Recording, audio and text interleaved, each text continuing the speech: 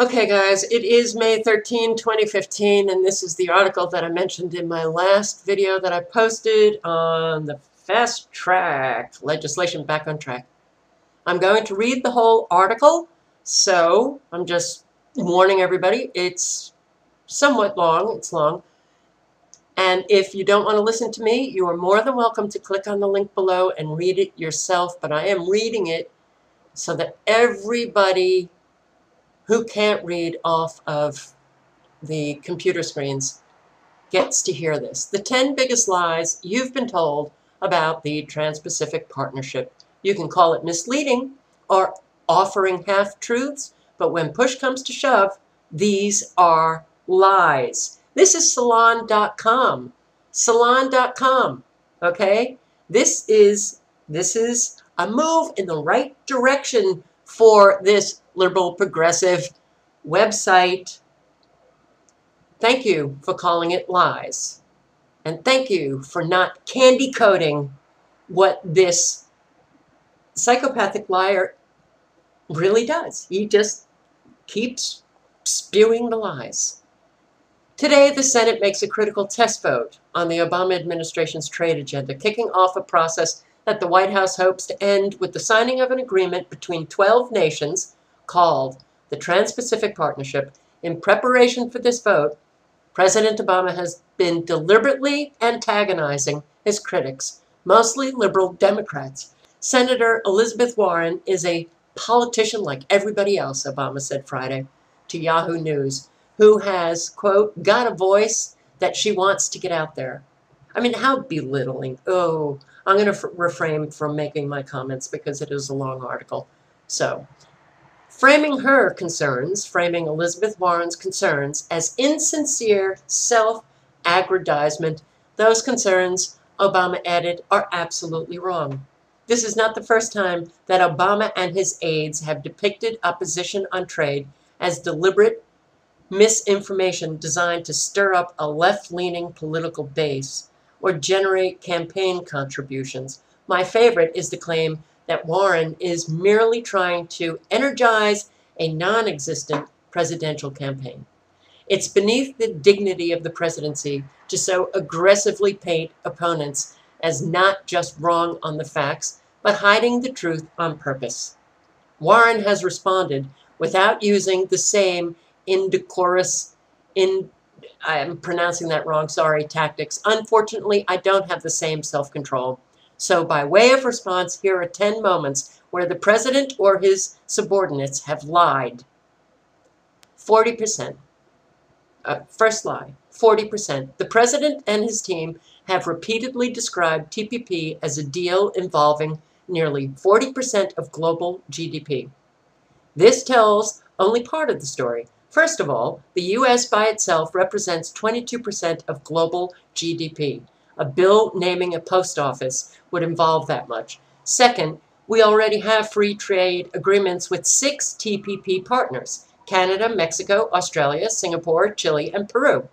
And between them and us, that's 80% of the total GDP in this deal. The vast majority of the rest is represented by Japan, where the average applied tariff is a skinny 1.2% per the World Bank. You can see this paragraph in graphic form here, and all you have to do is click on the link.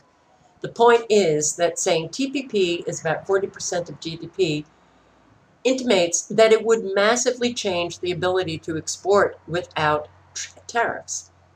In reality, it would have virtually no significance in opening new markets.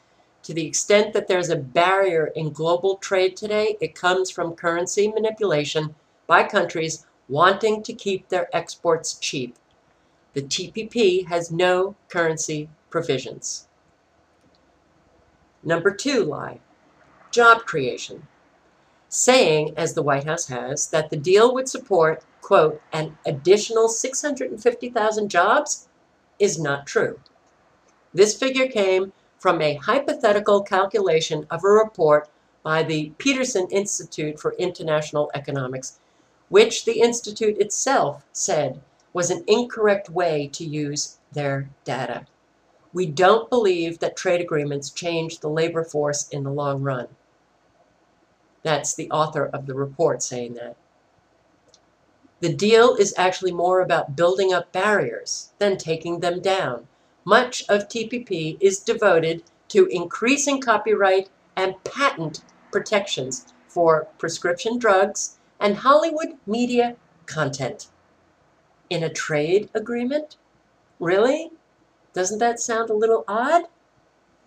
As economist Dean Baker notes, this is protectionist and will raise prices for drugs, movies, and music here and abroad. Lie number 3, exports only. The administration constantly discusses trade as solely a question of U.S. exports. A recent Council of Economic Advisors report touts exporters pay higher wages and export industry growth translates into higher average earnings. But the Economic Policy Institute points out that this ignores imports, and therefore the ballooning trade deficit, which weighs down economic growth and wages.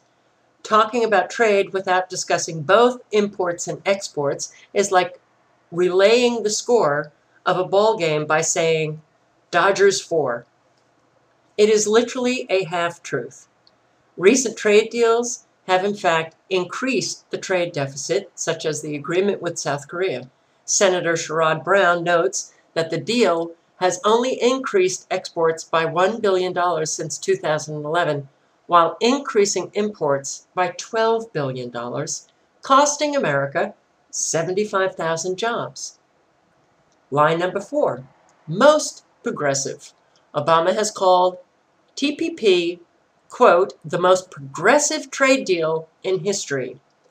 First of all, so did Bill Clinton and Al Gore when talking about NAFTA in 1993. Second, there's reason to believe TPP doesn't even clear a low bar for progressive trade deals. The Sahara Club, based on a leaked TPP environmental chapter, said that the deal is weaker than the landmark May 10 agreement for deals with Peru, Panama, and Colombia struck in 2007. Key Democrats who devised labor and environmental standards for those agreements, like Representative Sandra Levin, believe that TPP falls short. Even if the chapters were up to par, consistent lack of enforcement of the rules make them ineffective. The U.S. Trade Representative has actually claimed the Colombia Free Trade Agreement is positive because only one trade unionist in the country is being murdered every other week. Labor groups can only ask the White House to enforce labor rights violations, and for the past several years, the administration simply hasn't. So when Obama says violators of TPP will face, quote, meaningful consequences, unquote, based on the administration's prior enforcement, he's lying. Line number 5, changing laws. On the controversial topic of investor-state dispute settlement, where corporations can sue sovereign governments for monetary damages for violating trade agreements that hurt the company's expected future profits, the White House has engaged in a shell game. They say, quote, no trade agreement is going to force us to change our laws, unquote. But the point of a corporation suing the United States or any trade partner is to put enough financial pressure on a government to force them to alter the law themselves. So the investor-state dispute settlement doesn't cause a change in law, only in the narrowest sense.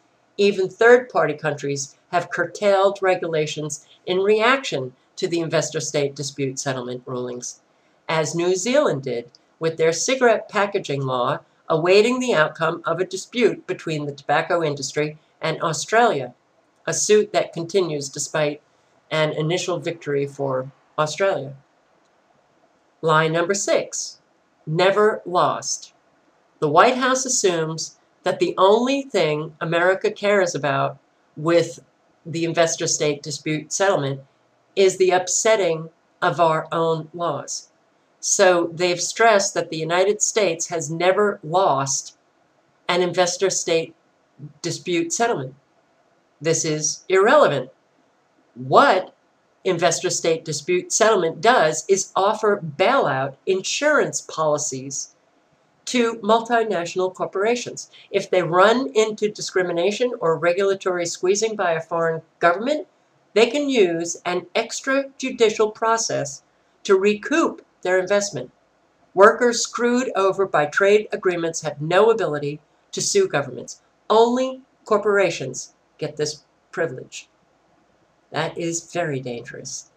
The United States attracts business through our relative rule of law, if we even have that today. When that insurance is granted to countries like Vietnam and Malaysia, it weakens our competitive advantage and makes it simple for countries to outsource their operations. Their investment is protected, as is their ability to exploit cheap labor. This makes it impossible for America to compete. Lie number 7, listen up. Weakening Dodd-Frank, as if it's possible to weaken it.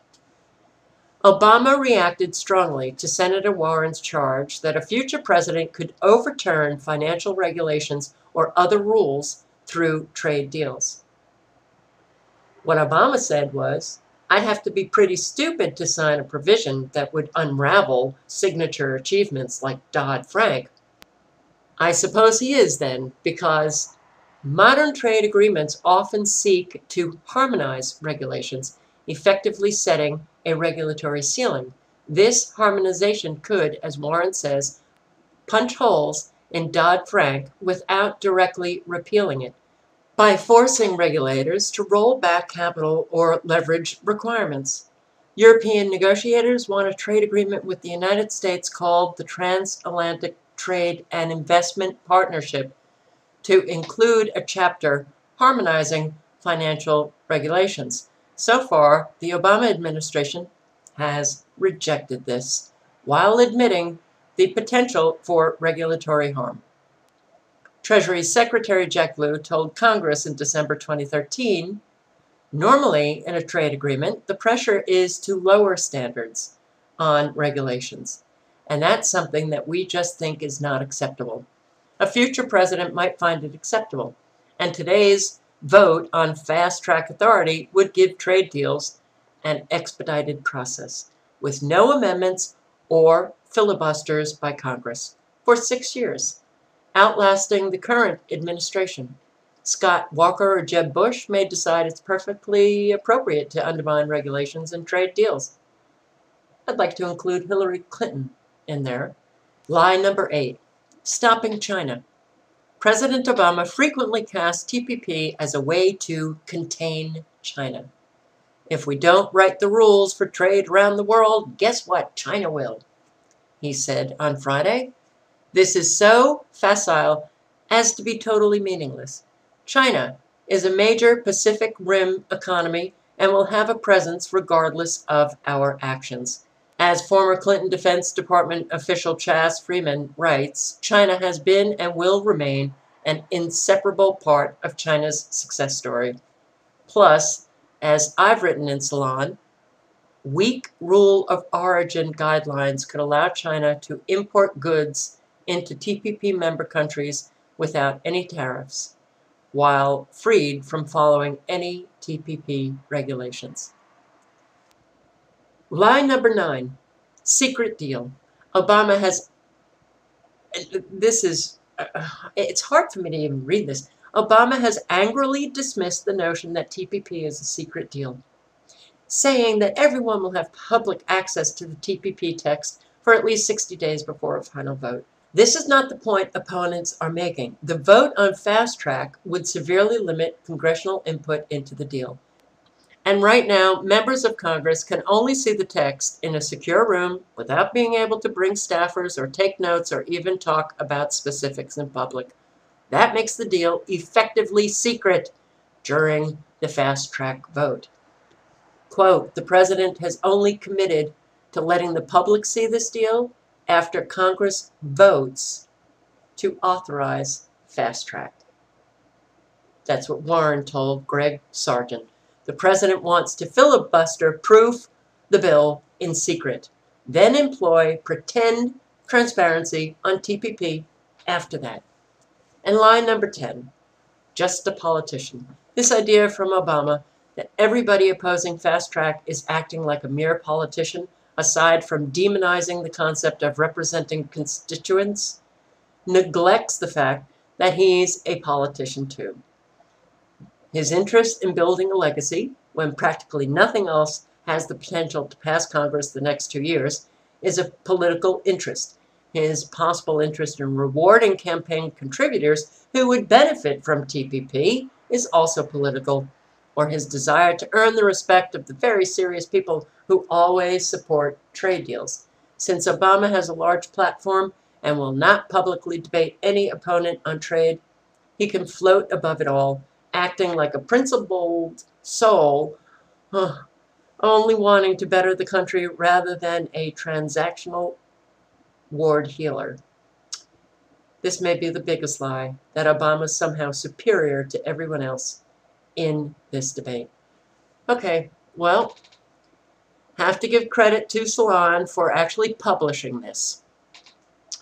So, those are the 10 biggest lies, but everything is a lie with this guy.